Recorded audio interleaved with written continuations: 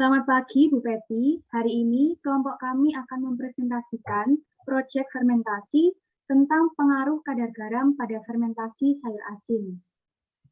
Kelompok kami beranggotakan 7 orang, yakni Adelia, Elizabeth, Gabriela, Jennifer, Christabel, Monica, dan Liliana. Nah, di sini nanti kami akan membahas yaitu 5 poin. Yang pertama, judul penelitian.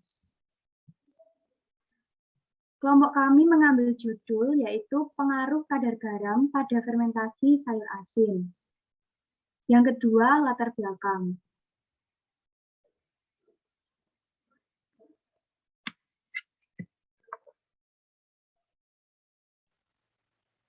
Sawi pahit merupakan sekelompok tumbuhan yang dimanfaatkan daun atau bunganya sebagai bahan pangan atau sayuran, baik segar maupun diolah. Pengolahan dengan fermentasi asam laktat dapat digunakan untuk mengawetkan sayuran, seperti sawi hijau, dan untuk pengembangan sifat organoleptik dari makanan. Sifat alamiah dari sayuran sendiri itu adalah sangat mudah busuk dan rusak. Perlu diusahakan beberapa cara pengolahan untuk memperpanjang daya guna tersebut. Misalnya pengolahan sawi pahit menjadi sawi asin. Hasil panen sayur-sayuran umumnya berlimpah dan hanya sebagian dapat dimanfaatkan karena sebagian lainnya telah rusak setelah lepas dari panen yang lebih baik. Sayur asin adalah suatu produk yang mempunyai cita rasa khas, yang dihasilkan dari proses fermentasi bakteri alami yang terdapat dalam sayuran. Fermentasi dilakukan dalam keadaan aerob, namun bila dalam tempat fermentasi ada udara akan mengakibatkan terjadinya proses pembusukan pada sawi.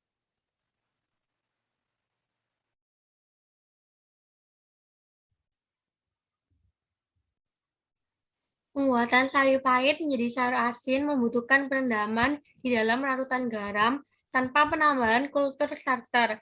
Fermentasi yang terjadi merupakan fermentasi asam laktat karena memanfaatkan bakteri asam laktat yang secara alami ada pada tumbuhan. Misalnya, itu bisa dibaca sendiri. Terus ada Lactobacillus plantarum, Lactobacillus praebius, dan Pediococcus cerevisiae. Bakteri asam laktat tersebut diseleksi melalui garam yang digunakan karena tidak ada penambahan kultur starter pada fermentasi ini. Selain penggaraman, dalam pembuatan sawi asin dapat pula ditambahkan air cucian beras sebagai sumber karbohidrat bagi bakteri yang berperan. Garam menarik air dan zat-zat gizi dari jaringan sayuran. Zat-zat gizi tersebut melengkapi substrat untuk pertumbuhan bakteri asam laktat.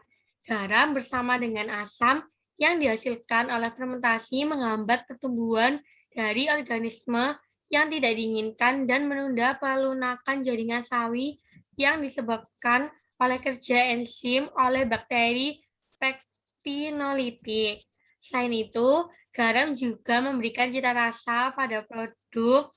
Untuk itu, kami ingin melakukan penelitian yaitu terkait perbandingan tekstur, rasa, dan warna sawi. Jika tidak diberi garam 125 gram, dan diberi garam berlebih yaitu 250 gram.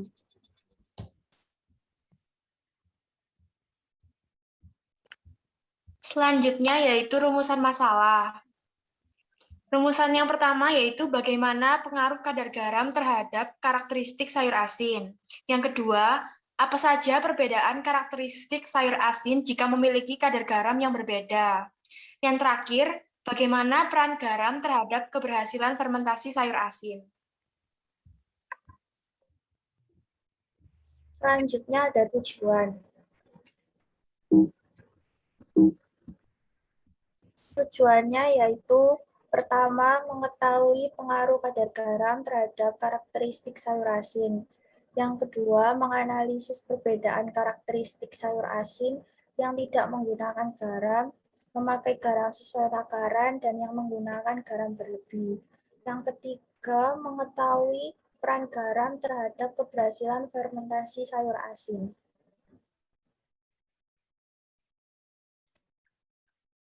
Selanjutnya ada metodologi penelitian. Yang pertama ada alat dan bahan. Alat dan bahan yang diperlukan itu 375 gram garam. Yang kedua, air cucian beras secukupnya. Yang ketiga, ada 3 kg sawi pahit. Keempat, 3 sendok makan gula pasir. Yang kelima, 3 buah toples. Dan yang terakhir, 3 sendok makan. Langkah kerjanya, pertama, menyiapkan alat dan bahan. Lalu, siapkan sawi pahit. Lalu, cuci sawi pahit dengan air mengalir hingga bersih. Setelah itu, jemur sawi pahit di bawah sinar matahari hingga layu. Setelah layu, siapkan 3 toples. Toples pertama tidak menggunakan garam, toples kedua menggunakan garam sesuai takaran, yakni 125 gram, dan toples ketiga menggunakan garam berlebih, yakni 250 gram. Masing-masing toples berisi 1 kg sawi pahit. Langkah selanjutnya untuk toples pertama, siapkan 1 sendok makan gula, lalu taburkan di atas sawi yang sudah layu. Untuk toples kedua, siapkan 1 sendok makan gula dan garam 150 gram, lalu taburkan di atas sawi yang sudah layu. Untuk toples ketiga, siapkan 1 sendok makan gula dan garam 250 gram, lalu taburkan di atas sawi yang sudah layu. Setelah itu, remas-remas sebentar, lalu tata sayur sawi yang sudah dibumbui di toples, lalu siram dengan air cucian beras 1,5 liter, lalu tutup rapat toples, lalu diamkan selama 10 hari, dan yang terakhir mencatat hasil penelitian fermentasi sawi pahit.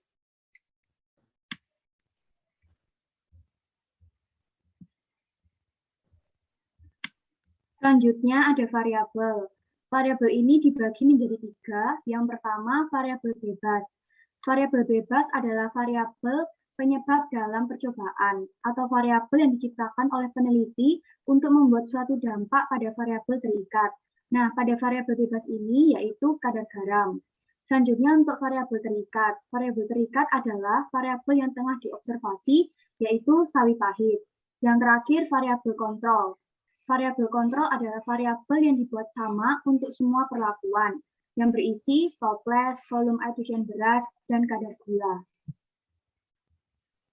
Yang terakhir ada tabel hasil penelitian. Jadi kelompok kami meneliti yaitu ada rasa, warna, dan tekstur. Sebagai bahan pertimbangannya, kami menggunakan tanpa garam 125 gram, dan garam 250 gram. Mulai praktek dan selesai praktek adalah tanggal di mana kita mulai praktek dan setelah selesai prakteknya. Sekian presentasi atau penjelasan dari kelompok kami dan terima kasih.